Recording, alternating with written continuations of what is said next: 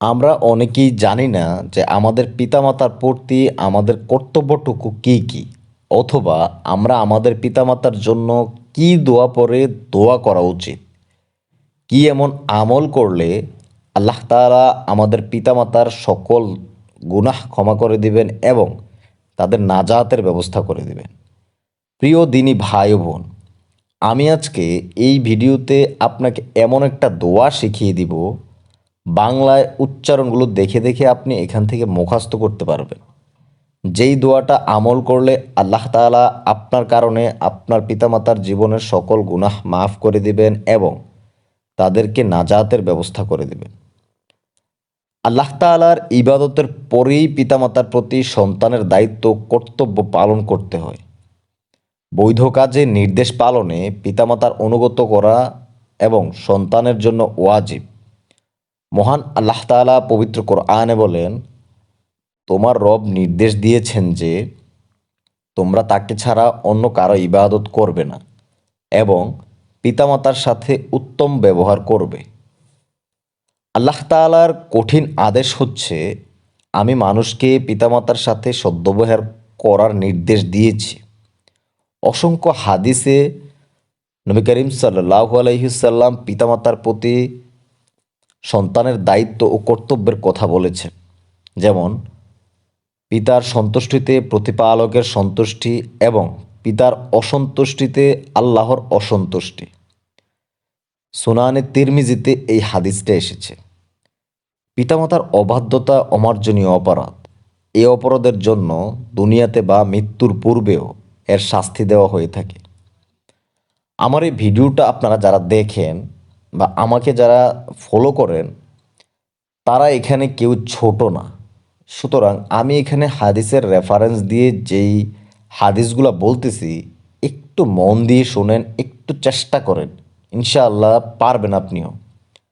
প্রিয় যুবক ও যুবক বোনেরা, আমি আপনাদের কাছে বিনীতভাবে অনুরোধ করব, বিশেষ করে আজকের এই ভিডিওটা আপনাদের জন্য।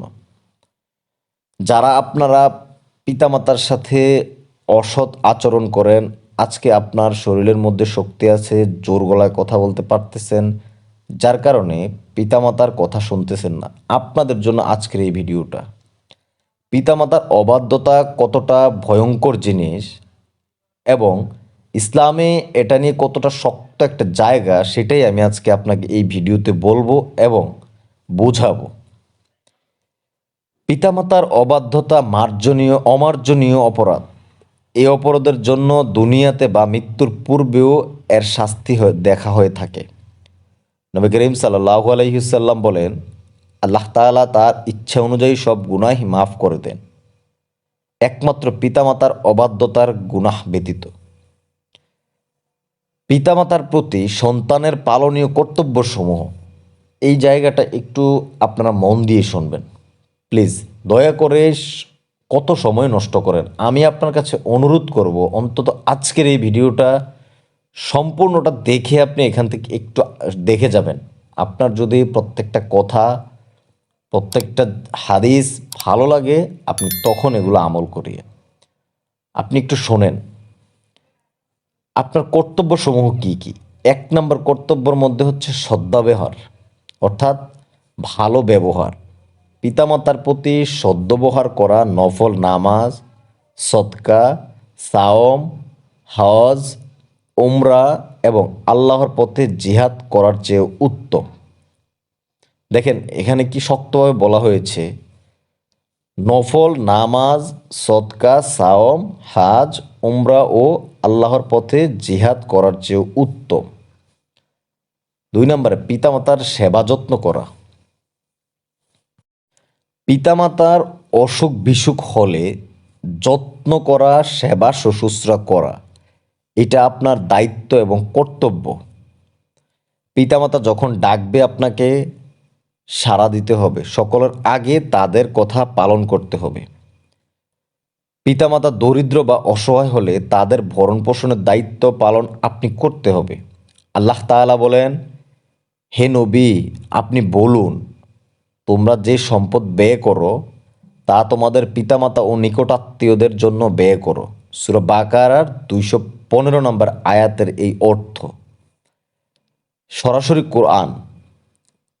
সুতরাং এখানে কোনো ধরনের কোনো ফাঁকা নেই।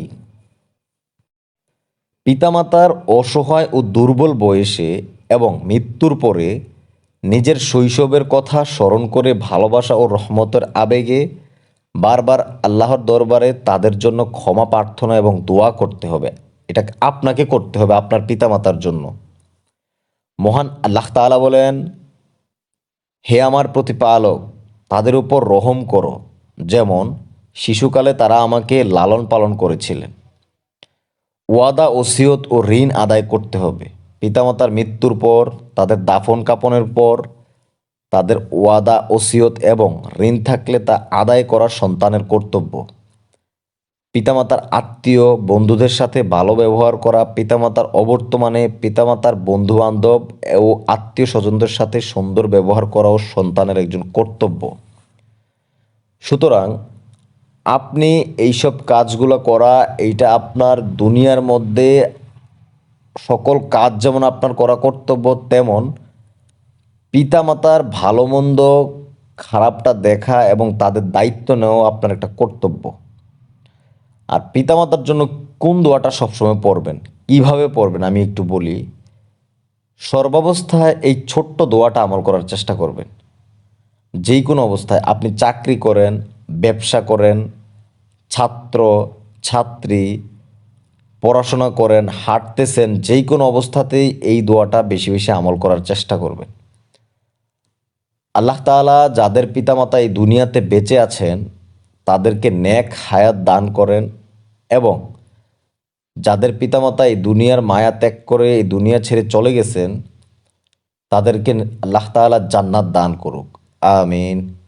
দয়া করে কমেন্ট বক্সে আমিন লিখে যাবেন। আরেকটা ছোট্ট অনুরোধ, গত ভিডিওতে এক ভাই কমেন্ট করেছেন যে তার ছেলের আগামী মাসে স্যালারি বাড়ানোর কথা, সেই স্যালারিটা বাড়লে তার বাবা মা তার কাছে যেতে পারবে এবং যেই টাকা স্যালারি পাবে ওই টাকা দিয়ে সুন্দরভাবে তাদের কেটে যাবে। আপনারা সবাই খাস করে দোয়া করবেন। ওই ভাইটা দোয়া চেয়েছেন যেন আল্লাহর রহমতে ছেলের স্যালারিটা বেড়ে যায় এবং ওদেরকে ওনার পাশে নিয়ে যেতে পারে। আল্লাহ তাআলা ওনার দোয়া কবুল করুক, আমিন। হায় আল্লাহ, আপনি আপনার কুদরতি হাত দিয়ে তাদেরকে হেফাজত করিয়েন, আমিন। হায় আল্লাহ, ওই ছেলের তার বাবা মার প্রতি যত কর্তব্য আছে সব যেন সুন্দরভাবে পালন করতে পারে, আপনি তাকে কবুল করে নিন, আমিন। আমি ভিডিওটা দীর্ঘায়িত না করে কাঙ্ক্ষিত সেই দোয়াটা কি, দোয়াটাতে চলে যাচ্ছে।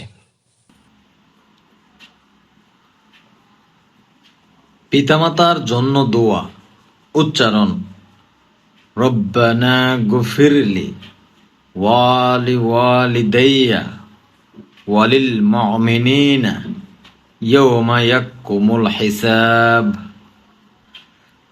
দেখেন, খুবই ছোট দোয়া। এখানে আপনাদের বোঝার স্বার্থে আমি বাংলায় দিয়েছি, উচ্চারণ দেখে দেখে পড়তে পারবেন। আমার সাথে সাথে একবার পড়েন, রব্বানা গফিরলি ওয়ালি ওয়ালিদাইয়া ওয়ালিল মুমিনিনা ইয়াওমা ইয়াকুমুল হিসাব। এটার অর্থটা কি আমরা একটু অর্থটা দেখি। অর্থ যদি না দেখেন তাইলে আপনি বুঝতে পারবেন না। অর্থ বুঝে সবসময় আরবি পড়ার চেষ্টা করবেন। অর্থ: হে আমাদের প্রভু, আমাকে ক্ষমা করো এবং আমার পিতামাতাকে ও সকল মুমিন মুসলমানকে কিয়ামতের দিন ক্ষমা করো। সূরা ইব্রাহিমের আয়াত নাম্বার 41। আমরা সকল ভিডিওতে রেফারেন্স সহ দিয়ে থাকি যাতে আপনাদের মনে কোনো সন্দেহ না থাকে। দোয়াটা কি একবার পড়েন, আমার সাথে সাথে একবার পড়েন, রব্বানা গফিরলি ওয়ালি ওয়ালিদাইয়া ওয়ালিল মুমিনিনা ইয়াওমা ইয়াকুমুল হিসাব। আমরা বুঝার স্বার্থে এবং উচ্চারণ করার স্বার্থে প্রত্যেকটা ভিডিওতে বাংলায় এভাবে দোয়াগুলো দিয়ে থাকি। ভুলে গেলে লাইক দিয়ে রাখুন যেন পরবর্তীতে দেখতে পারেন। শেয়ার করে দেন, শেয়ার করে দিয়ে আরেকজনকে দেখার সুযোগ করে দেন। ভালো থাকবেন, চ্যানেলটি সাবস্ক্রাইব করে সঙ্গে থাকবেন। আসসালামু আলাইকুম রহমতুল্লাহি ওয়া বারাকাতুহু।